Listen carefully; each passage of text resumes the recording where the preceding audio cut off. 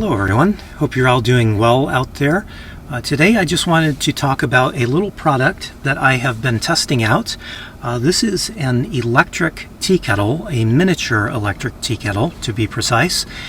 And I've been wanting to add a tea kettle to my kitchen arrangement here for quite some time because in the past I've always had an electric tea kettle and I found them to be quite useful. For one, electric tea kettles are a very safe way of boiling water, and two, they are usually the most efficient way of boiling water. I did say usually the most efficient way, so just mind that, all of you contrarians out there. Now, the reason that I went with this miniature electric tea kettle instead of a full-size electric tea kettle is quite simple, and that is that I live on solar power, a rather meager amount of solar power, and a full-size electric tea kettle would normally draw about 1500 watts of power. That's just too much for my small electrical system. So this tea kettle uses about 300 watts of power, and that is a little bit better of a wattage for my very meager, very tiny solar electric system.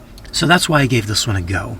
Now, I found this on Amazon, and it was on sale at the time I bought this, and there was also a coupon code running at that time, so it ended up being just over $40 for this particular one. Now, when I first started to search for these mini electric tea kettles, there were various other styles, and there seemed to be a different style that was a lot more popular. And that more popular style basically looks like a thermos. It's just a thermos with electrical plug-in on the back and a button on the front to turn it on and turn it off. And I like the look of those. They were very simple, except that most of those other style, those thermos-looking styles, would only allow 10 ounces of water to be boiled at a time. This one goes up to 450 milliliters of water, so that's just under 16 ounces, and that works out really well because that's how much water I normally would boil if I am boiling water for coffee. So I thought that would be a much better option. 10 ounces was just a little bit too small, so I opted to buy this more expensive and kind of more elaborate version of this mini electric tea kettle just because of the capacity of it. Now, there are very few reviews on this particular style of tea kettle, so I was taking a little bit of a chance on this one, but I have to say, just spoiler alert, it has been working out very well with a few little caveats.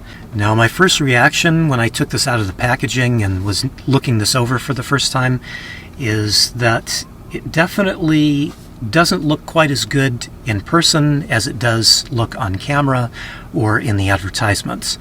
It is all plastic on the outside, and the plastic is not very good quality plastic. And this little handle here looks like copper, but it is, again, just cheap plastic, and again, not very good quality plastic. So the outside is not very faith-inspiring. But the inside is all stainless steel, so it's a 304 stainless steel on the inside and actually on the inside of the lid as well, so there's a positive. Now, this came with a little tea strainer that fits up into the lid and it just snaps into place like so. So if you are a tea drinker, you might find that useful. I am not a tea drinker, so I have not used this, and I can't really speak to how well that works, but it looks fairly well made. It snaps into the top really well, fits snugly, doesn't feel like it's going to fall out, so that's another little positive with this. And the final positive feature on this unit is the fact that it uses 300 watts of power, and that's a good thing for me because I can run this little unit on one of my portable battery supplies, and this little battery supply is actually a 300 watt power supply, and so that matches very well with this tea kettle. Now, getting into the cons of this unit doesn't have an on and off button, so you would turn it on simply by plugging it in and then hitting one of these touch sensitive buttons, but to turn it off, the only way to actually turn it off is to unplug it, and that's a little bit of an issue for me because of the length and the style of this cord that it comes with. So this is the power cord that it comes with. It's about 2.5 feet long, and it plugs into the back side of the tea kettle here. Because this cord is so short and kind of so stiff, it's pretty easy to almost knock this tea kettle over even when it's full of water, because it only holds 16 ounces of water. When you are manipulating the cord as you're plugging it in and unplugging it, the unit does move around a little bit, and to me that is a very big con, because once this is heated up and does have hot water in it, it could be quite easy to tip this over just because of the shortness of the cord and just the way the cord is made. Now, other than that fact, the tea kettle is actually pretty easy to use. Once you plug it in, you just need to press one of the little touch-sensitive buttons on the front here, and it will start to heat up.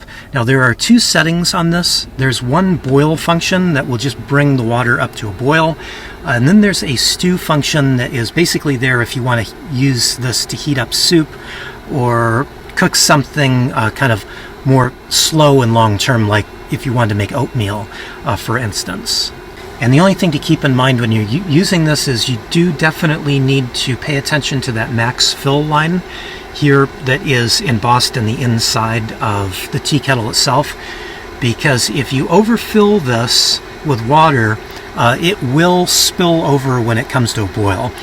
It comes to a very strong, very rapid boil, and so you not only have to be mindful of not putting too much water in it, but you've got to be mindful of this little vent on the top of the lid. If you get your fingers too close to that, you can get a little steam burn.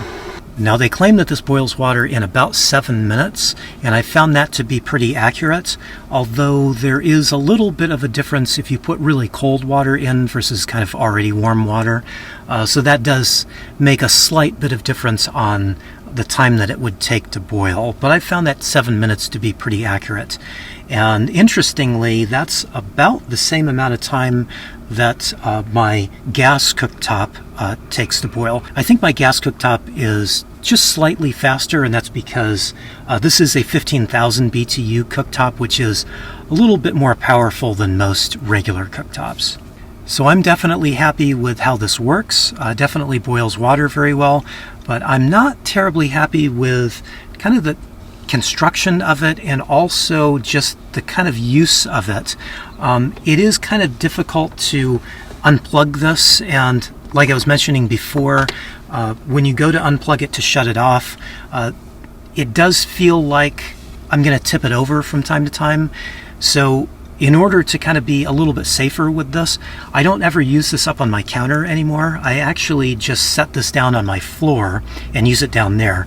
The idea is, if I do tip it over, I would rather it tip over when it was on the floor and spill hot water on the floor versus spill hot water up high where I might be more apt to get burnt. Also, it doesn't have a pour spout on it, and that's kind of an issue. As I'm going to pour the hot water out of it, it's hard to get a good clean pour out of it without splashing water all over the place. So I wish it had a little spout. I wish it had an on-off button. Since if I'm going to use this to boil some water for coffee in the morning, this seems to use about 30% of my battery here, my 300 watt battery. So that's kind of a lot of power for 1 cup of coffee. And just to put that into perspective, on a really good sunny day, it would take me about 3 to 4 hours to recharge that power back into my battery pack.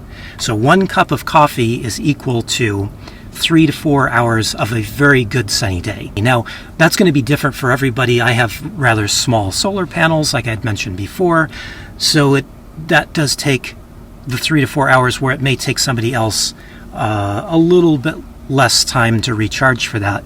But for me, a cup of coffee is 3 to 4 hours of solar recharge time.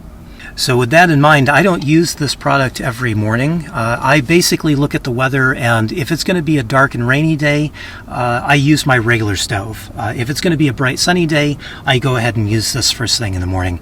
And that's just the one little thing about this for me, is probably uses a little bit more electricity than I would like it to, but it's efficient enough that I can use it most mornings and be able to have enough time to recharge my battery pack so that I can then use it again the next morning.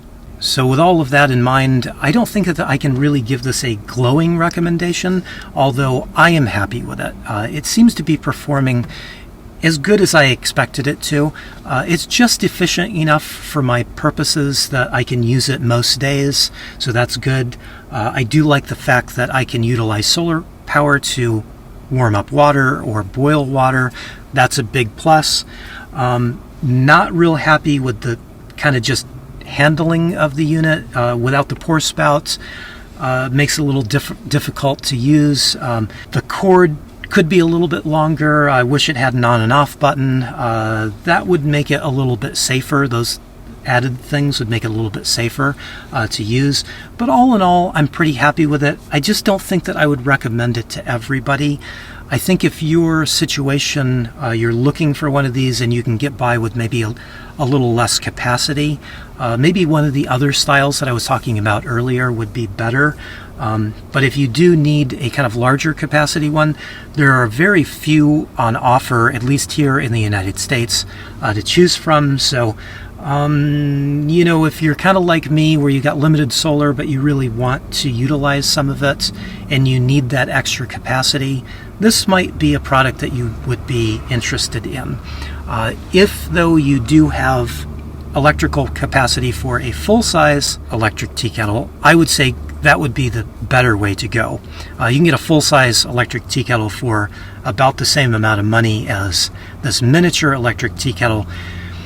So that just makes me think that in order for me to get my money's worth out of this is going to have to last quite a little while. So I will give some updates on this.